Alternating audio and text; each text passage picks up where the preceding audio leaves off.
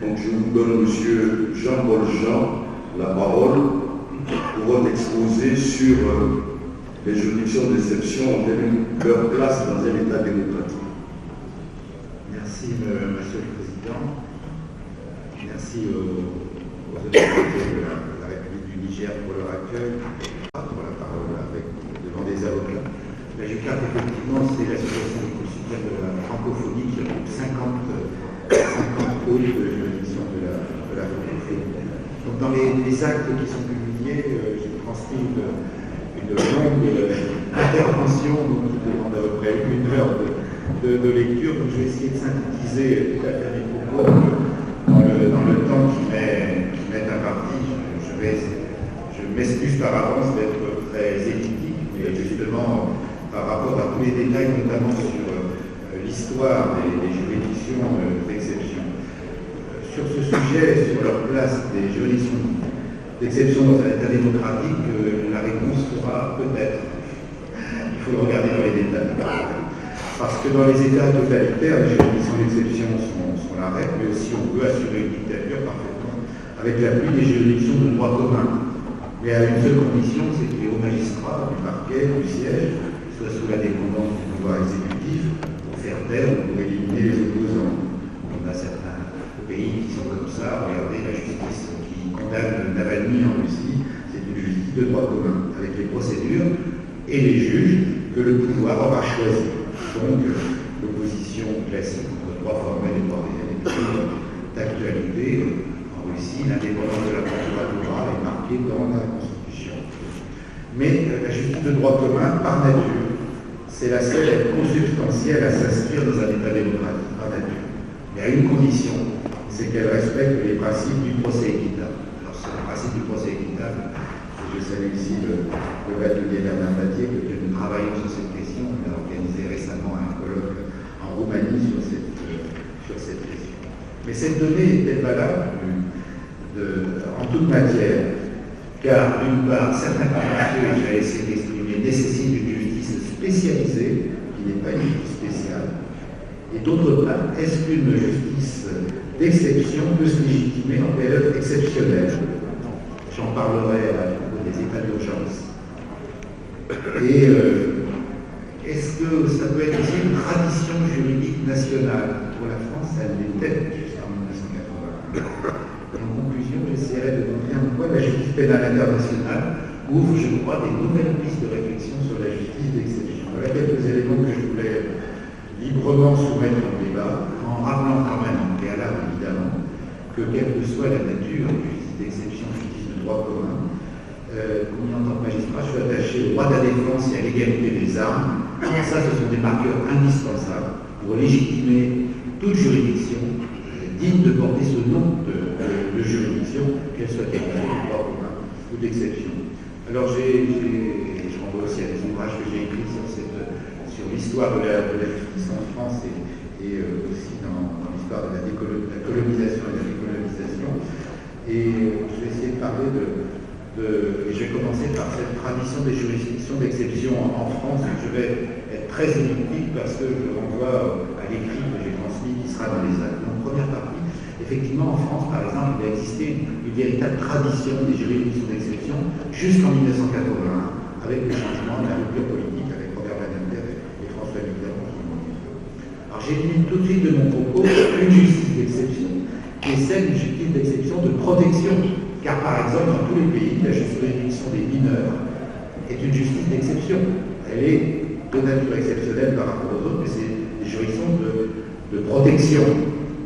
Donc, celle dont je vais parler aujourd'hui maintenant, c'est la juridiction au service de l'État et de la répression, une justice politique, avec un renforcement des pouvoirs exceptionnels de l'exécutif, du ministère public ou du juge, voire les trois institutions ensemble, mais dans l'intérêt du pouvoir en place qui veut conserver son pouvoir. Alors, dans l'histoire française, c'est la tradition sous la royauté, le crime de lèse-majesté, comment Colbert se débarrasse de Nicolas Fouquet. Sous la Révolution, je vais vraiment, tout ça est détaillé dans ma contribution écrite, sous la Révolution, on crée une haute cour, membre avec des tribunaux de cassation, des magistrats nouvelles qui créent la Cour de cassation, et des jurés tirés au sort parmi les conseillers généraux. c'est comme la Cour de justice aujourd'hui, c'est son ancêtre. Et la juridiction d'exception emblématique, c'est en 1793, sous la Terreur, le tribunal constitutionnel. Et là, compétent pour connaître de toute entreprise contre-révolutionnaire, tous les attentats contre la liberté, etc. Pendant la Grande Terreur, il y a 1300 personnes qui sont guillotinées en 6 semaines par des procès sommaires. Voilà, c'est la mort et la vie. Et on trouve aussi, et ces exemples que je donne vont alimenter les exemples dans chacun de nos pays peut-être. Il y a des juridictions d'exception en période de très très forte insécurité. Et on crée des juridictions d'exception, par exemple, au XVIIIe siècle, entre les bandes armées, les conseils de guerre qui fonctionnent sans jury, etc. Il y a d'un côté les juridictions politiques, Napoléon, qui fait fusiller, condamner à mort une Italienne. Et puis ensuite, sous la Restauration, sous le Second Empire, là, les juridictions de droit commun suffisent à contrôler la presse, condamner les opposants, les réunions séditieuses, les délits subversifs. Vous voyez qu'on a une juridiction politique. Mais avec la construction de la démocratie, dans les pays, la démocratie ne se constitue pas en un moment, elle se constitue progressivement. Il y a deux juridictions d'exception en 2 siècles qui se créent, les juridictions militaires et les juridictions politiques. Et ça, je crois que c'est 2 catégories, on les retrouve dans beaucoup de pays. Et vous savez, là, j'ai retrouvé hier soir la formule célèbre de Clémenceau, la justice militaire est à la justice, que la musique militaire est à la musique. Voilà. Et bien, dans l'affaire emblématique qui va constituer la République, dans l'affaire Dreyfus, on ne souligne jamais qu'en fin de compte, ce sont toujours les juridictions militaires qui ont condamné Dreyfus et les juridictions civiles, notamment la Cour de cassation, qui a acquitté Dreyfus, qui l'a innocenté. Je me rappelle, c'est le 12 juillet 1906 que la Cour de cassation dit, attendu que de l'accusation contre Dreyfus, rien ne reste debout. La justice d'exception est exceptionnelle, et ça va avoir des conséquences jusqu'à aujourd'hui, c'est l'état de siège. L'état de siège dans les périodes exceptionnelles. Et aussi des hautes cours politiques, et là encore, c'est Clémenceau qui l'a utilisé pendant la guerre de 14 pour faire condamner ses ennemis, Malvier et Caillou, là encore, je pense à tous les détails. Et quand on regarde cette remise en perspective historique, c'est pendant la Seconde Guerre mondiale, pendant Vichy, qu'on a eu le plus de justice d'exception. On a eu 10 types de juridictions spéciales, à la fois pour les affaires de droit commun, les infractions commises d'admis, etc. Et puis, le fait d'appartenir au mouvement gaulliste, communiste, terroriste, etc. On a les sections spéciales, le tribunal d'État, les cours martiales, etc. Et effectivement, le simple fait d'appartenir à être anarchiste en 1894, être communiste en 1941, etc. Voilà, le simple fait d'appartenir à un mouvement fait encourir voire la peine de mort. Alors ensuite, le type, et là encore ce sont des stéréotypes que j'essaie de voir, c'est les juridictions strictement politiques pour condamner les opposants politiques. Et là encore, par exemple, le régime de Vichy sous Pétain instauré dès 1940 la Cour suprême de justice pour juger Blum, Daladier, etc. Et mais le procès, avec les garanties de la défense et la publicité du procès, a fait que ce procès s'est retourné, grâce au talent des défenseurs et de Blum, s'est retourné contre les accusateurs. Donc la publicité et le droit à la défense sont vraiment même en justice d'exception, sont des moments fondamentaux. Et à la libération sont créées de nouvelles justices d'exception. La haute cour de justice qui est créée pour juger Pétain, Laval, on ne peut pas dire que Laval a eu un procès équitable compte tenu des conditions dans lesquelles ce procès s'est déroulé. Et on les poursuit pour intelligence avec l'ennemi sur le modèle de la Cour de justice d'aujourd'hui, c'est-à-dire 3 magistrats professionnels et des jurés qui sont des parlementaires. Deuxième série, c'est ce que produit la colonisation puis la décolonisation. Je ne reviens pas sur les juridictions de l'Empire colonial français, où les juges n'avaient pas l'immunité, où il y avait des juridictions dites indigènes, mais où on appliquait le code noir de l'esclavage, le code de l'indigène. Et j'essaie de montrer les juridictions d'exception pendant la décolonisation. Et je prends 2 exemples concrets qui seront plus parlants. Un procès de droit commun et un procès par la justice coloniale. En 1931, la Cour d'assises de Nantes va juger avec le plus grand procès de l'entre-deux-guerres. Ce sont des citoyens français et de Guyane qui étaient jugés pour assassinat et pillage. 6 personnes avaient trouvé la mort. Et il y a des plaidoiries qui sont faites par 2 grands avocats, Henri Torres, c'est qui Robert Banater a fait son stage, et Gaston Monnerville, que tout le monde connaît ici, bien président du Sénat, et devant les jurys populaires, on a un acquittement des personnes qui étaient poursuivies, des Guyanais qui étaient poursuivis. Il en fut tout à fait différent dans les grands procès de 1947 à Madagascar, de la justice malgache. Après la répression par l'armée, vous avez d'un côté les juridictions militaires qui condamnent 865 malgaches, dont 44 à la peine de mort, et vous avez des tribunaux de droit commun qui prononcent 129 peines de mort sur 4900 condamnations, et au total 20 peines de mort furent exécutées. Et le grand procès politique, c'est à Tananarive, 1948, où sont jugés des parlementaires dont on a levé l'immunité parlementaire, et on va les condamner à mort, ils sont graciés, alors que la levée de leur immunité n'avait été que pour atteindre à la sûreté de l'État qui ne le faisait pas encourir la peine de mort. C'est un véritable scandale. Mais l'exemple le plus topique des juridictions d'exception, c'est pendant la guerre d'Algérie, avec notamment les décrets spéciaux du 17 mars 1956, pris par le gouvernement Guy Mollet. Alain Savary démissionne et François Mitterrand reste membre du cabinet, et vont être créés les tribunaux permanents des forces armées qui vont juger toutes les affaires même de droit commun, tous les crimes et délits qu'ils souhaitent. Et ça a été conduit en 1960 par le général de Gaulle, qui devient compétent pour tous les crimes et délits d'atteinte à la sûreté de l'État. Et ils ont prononcé 1415 condamnations à la mort, 198 alors même. Et le garde des Sceaux qui a le moins transmis de demande de grâce, c'est mon famille qui a été garde des Sceaux. Et ensuite, ils sont créés par le général de Gaulle en 1961, le haut tribunal militaire, le tribunal militaire et la Cour militaire de justice. Et c'est là où on a les premières réactions des juges, et notamment le Conseil d'État, qui, grâce à l'arrêt Canal, annule cette décision. Donc on a les premières réactions des juges. Et on crée, juste avant les accords d'Évian, 2 cours martiales à Alger et Oran, le tribunal de l'Ordre. Mais toutes ces juridictions disparaissent avec la création en 1963 de la Cour de sûreté de l'État, qui est une législation typique d'une juridiction d'exception, devant laquelle les droits de la défense existent, mais de façon extrêmement limitée. Il faudra attendre 1981, le changement politique, pour que Robert Badinter et François Mitterrand fassent voter 2 lois, le 4 août 81 et 21 juillet 82, qui suppriment les tribunaux permanents des forces armées et la Cour de sûreté de l'État. Donc c'est une rupture dans l'histoire qui est extrêmement forte. Donc que reste-t-il aujourd'hui? C'est ma première partie de la juridiction d'exception, et c'est l'état d'urgence et la justice pénale spécialisée. Dans la Constitution française, et dans beaucoup d'autres pays, existe beaucoup des justices d'exception en matière d'état de siège, d'état d'urgence, et c'était la loi du 3 avril 1955 prise pendant la guerre d'Algérie que l'on a ressortie en 2005, pendant les émeutes en banlieue. C'est 50 ans après, on ressort la loi sur l'état d'urgence. Mais si on regarde depuis, l'état d'urgence a été déclaré en Nouvelle-Calédonie 1985, 1985, l'assassinat de Jean-Marie Djibril. Et ensuite, les émeutes en banlieue 2015, de 2015 à 2017, pendant 2 ans. Et on a la loi du 23 mars 2020 qui crée le concept d'état d'urgence sanitaire. Et depuis, avec le Covid-19, on est toujours sur une loi sur l'état d'urgence et donc une justice d'exception. Mais ce qui est la grande nouveauté, c'est justement aujourd'hui, on a l'intervention massive et inédite du juge constitutionnel, du juge administratif et du juge de cassation dans le contrôle de la mise en œuvre. Et donc on impose un caractère temporaire et motivé à cette justice d'urgence, et le pouvoir exécutif revient régulièrement devant le Parlement. Donc on essaie de trouver un équilibre entre le pouvoir exécutif qui a tous les pouvoirs et les pouvoirs du juge qui sont beaucoup montés aussi, évidemment, par la RPC.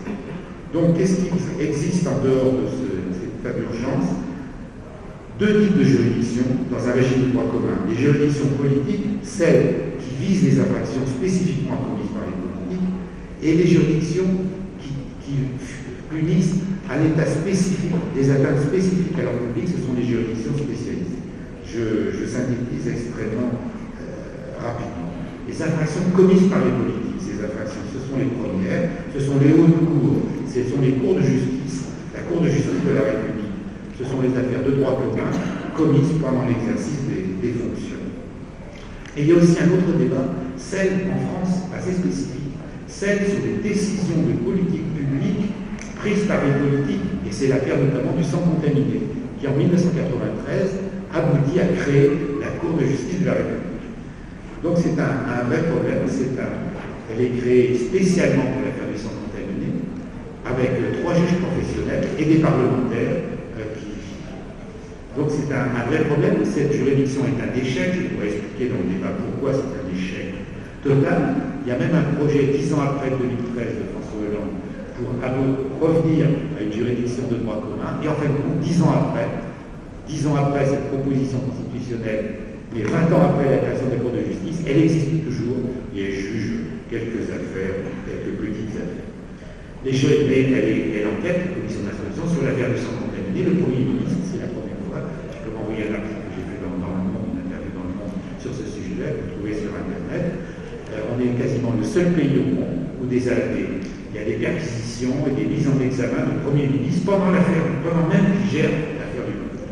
Juridiction déspécialisée, est-ce que c'est différent des juridictions d'exception? J'insiste juste sur ce point. En matière de corruption ou en d'autres matières, il y a une justice spécialisée. Vous avez aussi en matière de criminalité organisée. Et vous avez, actuellement sont jugées les affaires de terrorisme en France ou les affaires de trafic international de stupéfiants. Vous avez la cour d'assises, mais sans juré.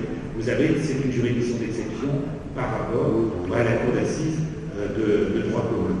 J'insiste aussi sur un autre point qui, en matière de corruption, de lutte contre la corruption, une question nouvelle qui est posée, c'est celle effectivement du statut du parquet dans le cadre de ces juridictions, des pouvoirs du parquet dans le cadre de ces juridictions d'exception, dites d'exception. On a en France et dans plusieurs pays notamment maintenant des parquets anticorruption, et c'est strictement nécessaire, et ça a bouleversé le paysage politique en Italie, en France, et le problème, c'est le statut du parquet, car les pouvoirs du parquet sont absolument déterminants en France pendant la campagne présidentielle, l'ouverture d'une enquête sur un candidat, François Fillon, au moment de cette campagne présidentielle. Et donc, qui choisit les procureurs? Le statut du procureur est absolument fondamental, comme aujourd'hui, le ministre de la Justice, il y a un débat dans le monde aujourd'hui, en France, le ministre de la Justice va proposer au président de la République de nommer le procureur général de la Cour de cassation, qui est celui qui renvoie les ministres devant la Cour de justice de la République. Donc le garde des Sceaux va choisir le procureur général qui risque de le poursuivre. Vous voyez donc qu'il y a un problème absolument considérable. Et je termine sur la dernière partie, qui est une partie d'ouverture sur laquelle je vais être très rapide.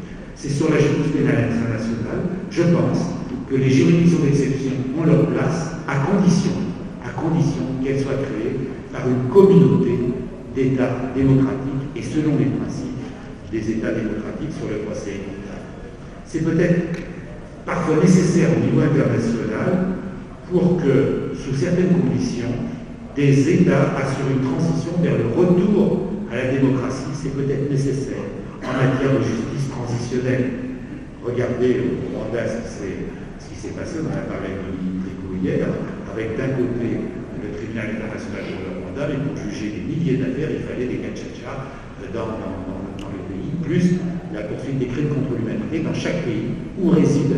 Donc vous avez 3 types de juridictions pour juger la même infraction, en fin de compte, qui se sont passés des génocides au Rwanda. Mais la lutte contre l'impunité, l'établissement d'un processus judiciaire et l'exercice de la répression pénale pour les actes les plus graves commis sous une dictature sont garants de transition démocratique, et donc cette justice transitionnelle passe par des standards internationaux. C'est bien le tribunal militaire international de Nuremberg, le tribunal de Tokyo, qui ont construit progressivement tous ces standards. Ces juridictions ont été des juridictions d'exception. Pourquoi? Elles ont été créées après la commission des crimes. Elles ont jugé selon des infractions spécialement créées, le crime contre l'humanité, donc de façon rétroactive. Mais la justice des vainqueurs a tout de même offert des garanties du procès équitable, au premier rang desquels les droits de la défense, la publicité du procès et le débat contradictoire. Ensuite, le tribunal pénal international pour l'ex-Yougoslavie est créé en 92, toujours sous l'égide d'États démocratiques, c'est le Conseil de sécurité de l'ONU, du fait de... C'était la même chose pour le tribunal international pour le Rwanda, mais il faudra attendre 1998 pour que la Convention de Rome, pour que le statut pénal international soit enfin créé par le traité entré en 2002 en vigueur. Et c'est un moment considérable, parce que pour la première fois, une juridiction pénale internationale va juger pour l'avenir des personnes susceptibles de créer, de de commettre génocide et crimes contre l'humanité. Et donc c'est là la rupture fondamentale. On ne juge pas pour le passé, mais on les juge pour l'avenir. Ceux qui aujourd'hui commettent des crimes contre l'humanité en Ukraine peuvent être jugés par la Cour pénale internationale. C'est la même chose, un jour ça sera inscrit, j'espère. Et ça n'a pas empêché quand même la création de juridictions ad hoc, avec chacune leur spécificité, comme les chambres extraordinaires dans les tribunaux cambodgiens en 2004, ou en 2013 l'accord de coopération entre la République du Sénégal et l'Union africaine pour juger les crimes commis au Tchad pendant les périodes de 82 à 90, le procès qui s'est après, éventuellement. Donc il y a bien eu une juridiction ad hoc, rétroactive, c'est bien une juridiction d'exception, mais il s'est labré et a été jugé par un tribunal indépendant. Donc toutes ces créations sont des justices d'exception, mais respectant à un haut niveau les standards de procès équitable, dont les standards internationaux sont maintenant parfaitement établis. Donc je voulais ouvrir cette perspective enfin pour vous montrer, pour essayer d'établir qu'on a par définition la seule justice, c'est la justice de droit commun, mais qu'il faut, dans certains cas exceptionnels, changer de principe temporaire, à condition qu'on respecte tous les principes du procès équitable, l'indépendance des juges et l'autonomie du parquet et les nominations du parquet. On peut parfaitement, dans un cadre spécial, répondre à des situations exceptionnelles, comme dans la justice internationale, à une justice qui n'est pas celle du droit commun, mais celle qui doit répondre aux vraies questions que se posent les justiciables sur le droit à la vérité, le droit à ce que les coupables soient sanctionnés. Je vous remercie.